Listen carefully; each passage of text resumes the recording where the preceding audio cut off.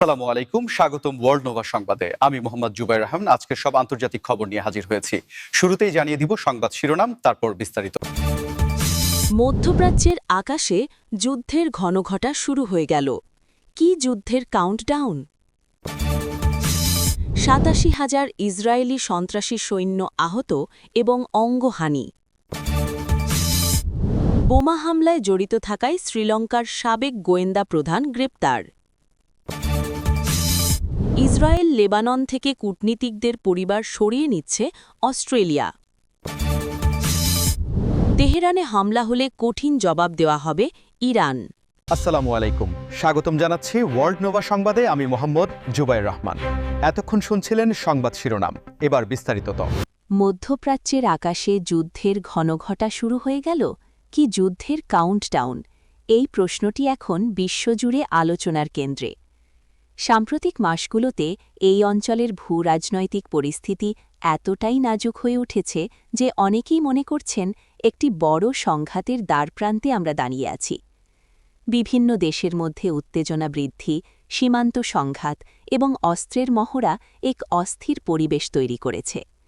এই পরিস্থিতি কেবল মধ্যপ্রাচ্যের দেশগুলোকেই নয়, বরং আন্তর্জাতিক সম্প্রদায়কেও গভীরভাবে উদ্বিগ্ন করে তুলেছে। প্রতিটি ছোট ঘটনা, প্রতিটি কূটনৈতিক পদক্ষেপ কিংবা প্রতিটি সামরিক তৎপরতা নিবিড়ভাবে পর্যবেক্ষণ করা হচ্ছে। বিশেষত ইরান, ইসরায়েল এবং অন্যান্য আঞ্চলিক শক্তিগুলোর মধ্যেকার ঐতিহাসিক প্রতিদ্বন্দ্বিতা নতুন করে মাথাচাড়া দিয়ে উঠেছে। কিছু বিশ্লেষক মনে করেন, মধ্যপ্রাচ্যে একটি বৃহৎ আকারের সংঘাত শুরু হলে তার প্রভাব কেবল এই অঞ্চলের মধ্যে সীমাবদ্ধ থাকবে না, বরং বিশ্ব অর্থনীতি, জ্বালানি সরবরাহ এবং আন্তর্জাতিক স্থিতিশীলতার ওপরও এর ব্যাপক নেতিবাচক প্রভাব পড়বে।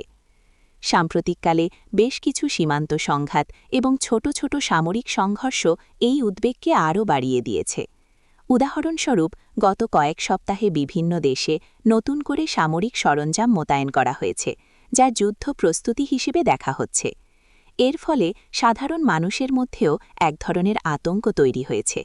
বিভিন্ন আন্তর্জাতিক সংস্থা এবং দেশগুলো এই উত্তেজনা প্রশমনের জন্য কূটনৈতিক প্রচেষ্টা চালিয়ে যাচ্ছে, তবে এখন পর্যন্ত তেমন কোনো আশাব্যঞ্জক ফলাফল দেখা যায়নি।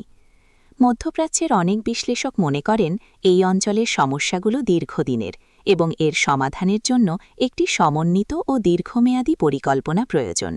তবে বর্তমান পরিস্থিতিতে যখন প্রতিটি দেশ নিজেদের স্বার্থ রক্ষায় বদ্ধপরিকর, তখন শান্তি প্রতিষ্ঠা করা এক কঠিন চ্যালেঞ্জ হিসেবে দেখা দিচ্ছে। বিভিন্ন আন্তর্জাতিক গণমাধ্যমেও এই বিষয় নিয়ে ব্যাপক আলোচনা চলছে, যেখানে বিশেষজ্ঞরা সম্ভাব্য পরিণতি এবং প্রতিরোধের উপায় নিয়ে তাদের মতামত তুলে ধরছেন।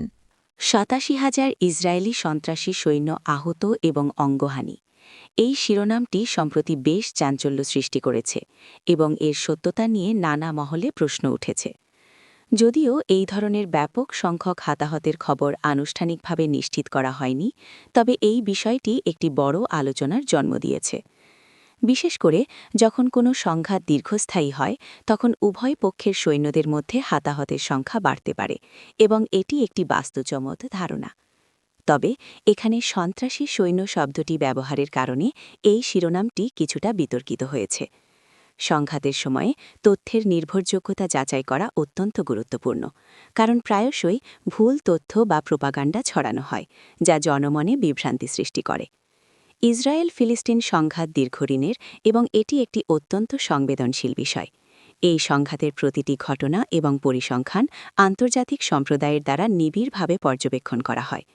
যদি ৮৭,০০০ সৈন্য আহত বা অঙ্গহানি হয়ে থাকে, তাহলে এটি নিঃসন্দেহে একটি বিশাল সংখ্যক এবং এর প্রভাব ইসরায়েলের সামরিক সক্ষমতা ও জনমতের ওপর ব্যাপক হতে পারে।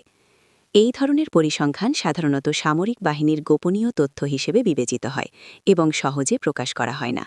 তবে বিভিন্ন আন্তর্জাতিক সংবাদ মাধ্যম এবং মানবাধিকার সংস্থাগুলো সংঘাতের সময় হতাহতের সংখ্যা নিয়ে নিজস্ব তদন্ত এবং অনুমান প্রকাশ করে থাকে। এই বিষয়টি নিয়ে আরও বিস্তারিত তথ্যের জন্য আমাদের নির্ভরযোগ্য সূত্রের জন্য অপেক্ষা করতে হবে। একই সাথে সন্ত্রাসী সৈন্য এই ধরনের শব্দ ব্যবহার কোনো সংবাদ শিরোনামে নিরপেক্ষতা বজায় রাখে না এবং এটি একটি নির্দিষ্ট পক্ষের প্রতি বিদ্বেষমূলক মনোভাব প্রকাশ করে। সংবাদ উপস্থাপনার ক্ষেত্রে নিরপেক্ষতা এবং বস্তুনিষ্ঠতা বজায় রাখা অত্যন্ত গুরুত্বপূর্ণ, যাতে পাঠকরা সঠিক তথ্য পায় এবং নিজেদের মতামত গঠন করতে পারে। সংঘাতের সময়ে উভয় পক্ষেই মানুষ ক্ষতিগ্রস্ত হয় এবং মানব জীবনের মূল্য অপরিসীম। আমরা এই ধরনের সংঘাতের অবসান এবং শান্তিপূর্ণ সমাধানের জন্য সবসময় প্রার্থনা করি।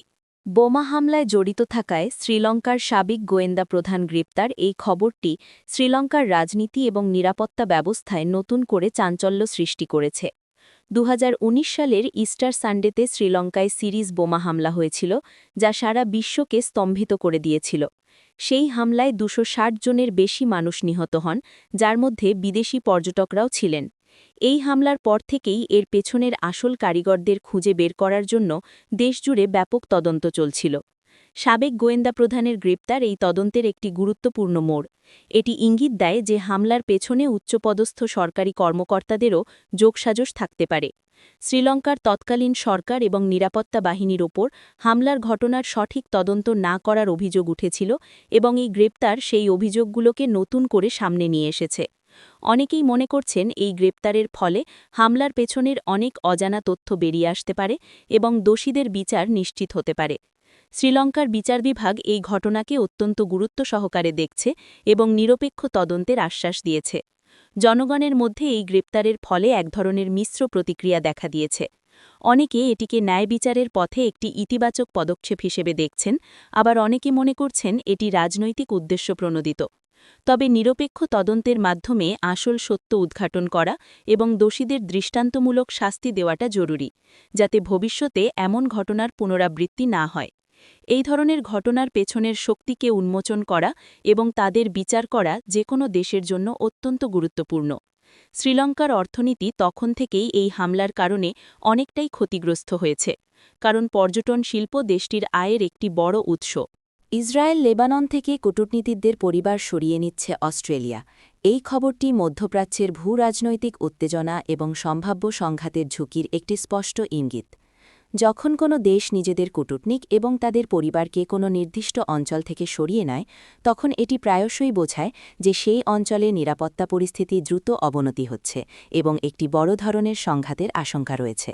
ইসরায়েল এবং লেবাননের মধ্যে দীর্ঘদিন ধরে সীমান্ত উত্তেজনা বিদ্যমান এবং সম্প্রতি এই উত্তেজনা আরও বৃদ্ধি পেয়েছে। ইসরায়েলের এই পদক্ষেপ আন্তর্জাতিক মহলে উদ্বেগের কারণ হয়েছে, কারণ এটি এই অঞ্চলের পরিস্থিতি আরও জটিল করে তুলতে পারে।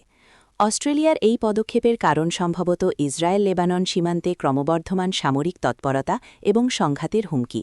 অস্ট্রেলিয়া তার নাগরিকদের নিরাপত্তার বিষয়ে অত্যন্ত সতর্ক এবং কোনো ঝুঁকিপূর্ণ পরিস্থিতিতে তাদের নিরাপত্তা নিশ্চিত করতে সব ধরনের পদক্ষেপ নেয়।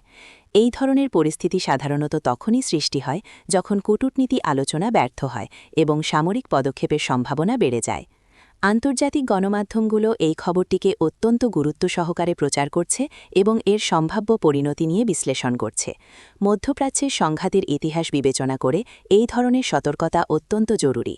অস্ট্রেলিয়ার এই পদক্ষেপ অন্য দেশগুলোকেও তাদের কূটনীতিক এবং নাগরিকদের নিরাপত্তার বিষয়ে নতুন করে ভাবতে উৎসাহিত করতে পারে।